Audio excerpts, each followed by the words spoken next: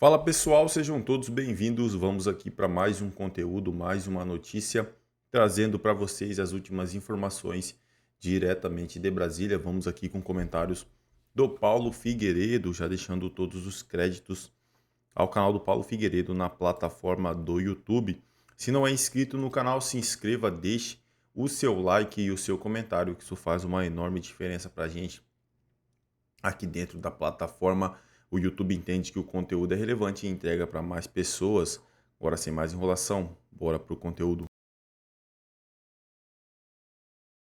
Então, meu palpite é que o X vai cair depois do 7 de setembro, a não ser que a gente tenha feito uma manifestação histórica, como eu espero que seja, que o pedido de assinatura tenha aumentado muito o abaixo-assinado para o impeachment do Alexandre. Se não for, eu aposto que o X ainda vai cair. O que me traz a segunda boa notícia.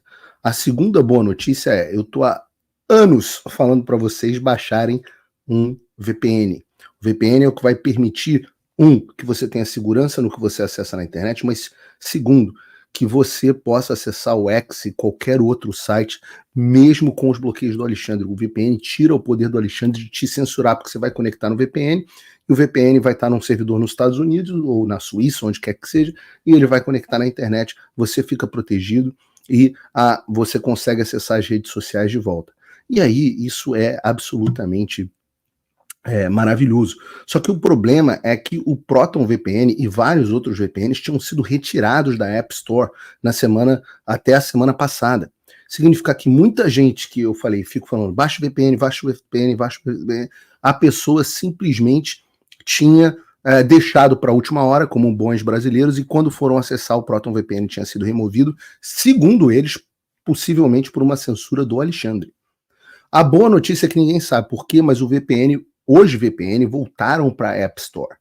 Então eu faço um apelo para você que acessa hoje o link que está aqui na descrição para você baixar o seu Proton VPN antes que ele saia. Estamos com o deputado Homero Marquesi, tudo bem? Olá, Paulo, tudo bem? Consegue me ouvir? Consigo te ouvir perfeitamente. Seja muito bem-vindo ao Paulo Figueiredo Show. Obrigado pela gentileza. Eu sei que você teve que, inclusive, alterar um compromisso de viagem para participar aqui do programa, mas eu achei muito oportuno, porque eu já entrevistei o seu advogado, falei muito sobre o seu caso, e fiquei, não vou dizer surpreso, mas achei interessante de te ver no centro da última ou penúltima leva de revelações da Vaza Toga, da Vaza Xande, da Vaza Jato do Xandão, do Glenn Greenwald na Folha de São Paulo. Eu queria começar o nosso bate-papo, eu sei que você também está com o horário apertado, mas eu queria começar com o nosso bate-papo, que você explicasse da tua perspectiva como é que foi que isso desdobrou, o que foi que aconteceu. Bom, Paulo, a minha censura aconteceu num domingo, era dia 13 de novembro de 2022, e eu acordei, busquei o telefone celular para procurar as minhas redes sociais, eu usava muito, né? Ainda era deputado naquela ocasião, havia uma série de projetos de lei muito relevantes para o Estado em discussão naquele momento. Vou só mencionar para você a privatização da concessionária de energia, reforma administrativa, entre outros assuntos, escolha de conselheiro do Tribunal de Contas.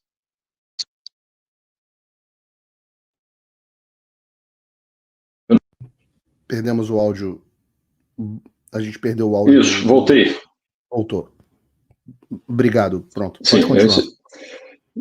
E procurei em algum e-mail se tinha recebido alguma mensagem, nada. A única pista que nós tínhamos era uma mensagem no Twitter, assim que eu entrava no Twitter, de que a conta havia sido retida por alguma determinação legal no Brasil. Mas não dizia quem, por quê, quando, a mando de qual tribunal. E aí começava uma saga nossa, Paulo, minha e dos meus advogados, você já mencionou um deles, o Frederico Junkert e o Tomé Sabag, para tentar descobrir, afinal de contas, o que tinha acontecido. Nós movemos 2 ações judiciais. Eu também sou advogado, fui colega de ambos. Nós movemos 2 ações judiciais. Uma contra a Meta e a outra contra o Twitter. Conseguimos as liminares, mas há uma demora natural no processo judicial, e aquilo me incomodava muito, até que 2 semanas e meia, 3 semanas depois do fato, eu lá na Assembleia Legislativa do Paraná, eu peguei o telefone e liguei para o gabinete do Alexandre de Moraes. Eu estava observando o que acontecia no país, muitos perfis também sendo retirados, falei, será que ele é o autor disso? É importante dizer que a gente já havia também oficiado o STF e o TSE para perguntar se tinha algum processo contra nós. O TSE disse que não. A presidência do STF, a pessoa da ministra Rosa Weber, havia dito que não também, que não havia processo, e se houvesse processo sigiloso ela não podia dizer. Então eu resolvi ligar. Estava muito incomodado com aquilo estava me chateando muito. Liguei para o gabinete do ministro Alexandre de Moraes, era final do expediente.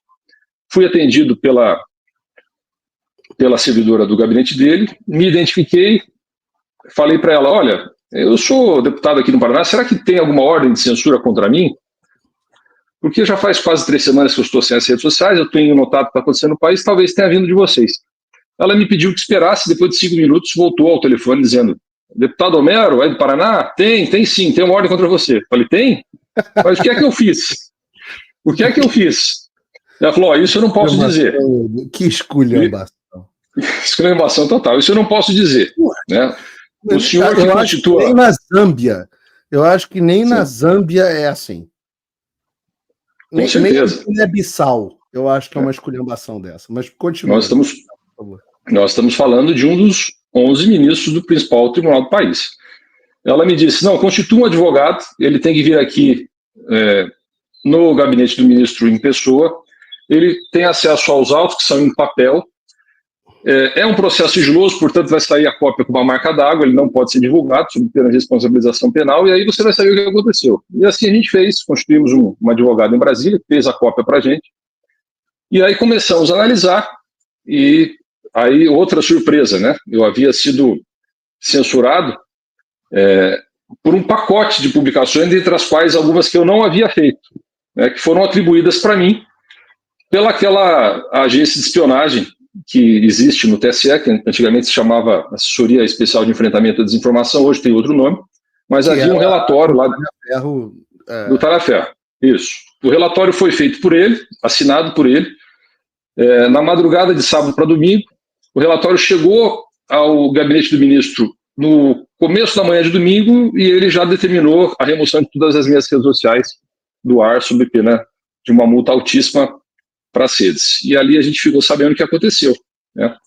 E começamos também a nossa saga daí de tentar restabelecer as nossas redes, porque a publicação foi atribuída indevidamente a mim, algumas publicações, não havia nenhum problema na publicação que eu havia feito, que só divulgava o local. É importante dizer, doutor, porque a publicação dizia que você tinha compartilhado a localização dos hotéis do ministro, é isso mesmo?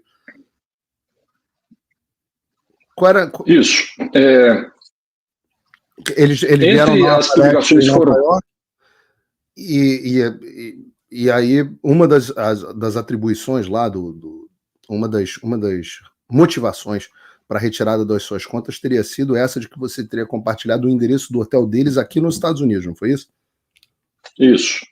Uma dessas publicações que estavam no relatório indicava o endereço de um hotel. Eu não sei até hoje se era o hotel em que eles tinham ficado, né? O Talhaferro disse que essa publicação fazia menção a esse hotel, mas a minha publicação não fazia. A minha publicação, basicamente, Paulo, ela reproduziu o banner do evento que foi divulgado pela entidade que organizou o evento, a LID, de São Paulo. Inclusive, quem estiver interessado pode até hoje procurar na internet evento no Harvard Club, em Nova York, com os ministros do STF, que iriam palestrar sobre democracia e liberdade. Está lá, todas as informações, inclusive o endereço. Eu simplesmente reproduzi essas informações nesse banner e subi na minha rede social. Eu só escrevi oportunidade imperdível. Evidentemente eu estava sendo irônico, mas eu não estava instigando nada a ninguém, né? E se estivesse instigando um protesto, evidentemente isso não teria nenhum problema, né? E o ministro não gostou. O relatório indicou que os banners teriam chegado à agência de espionagem por meio de uma denúncia anônima. Hoje nós sabemos que não foi isso que aconteceu. O próprio ministro pediu a um juiz auxiliar seu que encaminhasse esse e os outros banners, provavelmente, para que fosse feito o relatório, e fosse adulterada a menção à origem da comunicação. Ao invés dele, teria sido de uma denúncia anônima. E qual é a tua. E esse é um ponto importante, né? Nós temos nesse processo, primeiro, que a defesa do ministro Alexandre de Moraes, eu não gosto de chamar de ministro Alexandre de Moraes, a defesa do Alexandre, num primeiro momento, que foi repetida por outros ministros do STF, foi a de que todas as investigações estavam já em curso, eram contra alvos que já tinham algum tipo de investigação, e depois disseram que foi tudo muito correto com a participação da PGR e por aí vai. E a gente vê no seu caso que não foi nada disso, que não havia investigação contra você e que a denúncia que tinha vindo diretamente do ministro foi atribuída como uma denúncia anônima no seu caso, né? A gente tem, não precisa você falar isso, Homero, mas pode deixar que eu falo, a gente tem uma fraude processual acontecendo em curso e que demoliu completamente as versões que originalmente tinham sido defendidas pelos ministros. De tal forma que eu não vejo mais defesa da parte deles. Não há mais defesa, não há mais uma tentativa de dizer que o que houve foi legal. Há simplesmente um silêncio sobre o caso.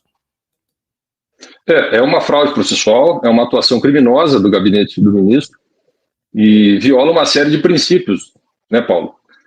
Primeiro, que viola o princípio acusatório, que marca o processo penal brasileiro, em que as funções de investigação e acusação não cabem ao judiciário, porque isso significaria comprometer a imparcialidade judiciária. Depois nós temos a violação à distribuição de competência. Eu era deputado estadual, eu nunca tive foro no STF. Deputados federais têm foro no STF, não deputados estaduais. E o crime também não era um crime a ser julgado no STF. Aí vem a violação aos princípios, ao contraditório, ampla defesa, ao devido processo, ao processo legal. Aquilo não era um processo, aquilo era uma indústria de censura. O próprio Ministério Público, no meu caso, ao menos, recorreu e fez um recurso muito substancial, um recurso de mais de 30 páginas, em que discorreu sobre uma série de ilegalidades da própria decisão e pediu o trancamento do inquérito. O próprio Twitter também recorreu e a gente fez o recurso. E aí, um mês depois, Paulo, sem enfrentar nenhuma das alegações, tanto nossas quanto do Ministério Público, o ministro Alexandre de Moraes disse que havia recebido naquela tarde a visita do Arthur Lira, presidente do Congresso Nacional, pedindo o desbloqueio das redes sociais de deputados federais. E insinuando que, por uma mera liberalidade de Natal, né, o coração dele estaria quente naquela tarde, ele devolveria as redes sociais para os deputados, que também tiveram a sua liberdade, a sua imunidade parlamentar violada. Só que ao fazer isso, ele esqueceu de devolver o meu Instagram. Na hora de escrever a rede, ele esqueceu de devolver o Instagram. O que levou a gente a novos recursos. É isso aí, pessoal, e vamos aqui para mais uma notícia.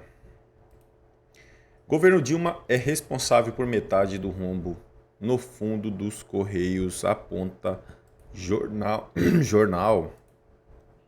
Grande parte do prejuízo total do fundo de pensão dos Correios, o Postalis, foi atribuída a operações realizadas entre 2011 e 2016, período correspondente ao governo de Dilma Rousseff. A informação foi divulgada pelo jornal O Estado de São Paulo em seu editorial desta quinta-feira. Recentemente, a direção da estatal dos Correios assinou um contrato de confissão de dívida com o Postalis, comprometendo-se a pagar 7,6 bilhões, o que corresponde à metade de 15 bilhões acumulados em perdas. De acordo com o jornal, 9,1 bilhões desse montante foram resultado de gastos durante a administração do governo petista. Desnecessário frisar como é descomunal o volume de recursos jogados no ralo da incúria em negócios mal administrados e em fraudes postalis. Destacou o Estadão. O déficit registrado pelo Postalis supera o patrimônio total de 225 dos 236 membros da Associação Brasileira das Entidades Fechadas de Previdências Complementar. Ainda segundo a publicação, Aposentados e pensionistas sem culpa nos malfeitos arcarão com a outra metade do prejuízo, com descontos que chegarão a ultrapassar um terço do valor dos benefícios. É isso aí, pessoal. Agradeço a vocês pela companhia. Se não é inscrito no canal, se inscreva, deixe o seu like e o seu comentário, que isso faz uma enorme diferença para a gente aqui dentro da plataforma. O YouTube entende que o conteúdo é relevante e entrega para mais pessoas. Desde já agradeço. Valeu!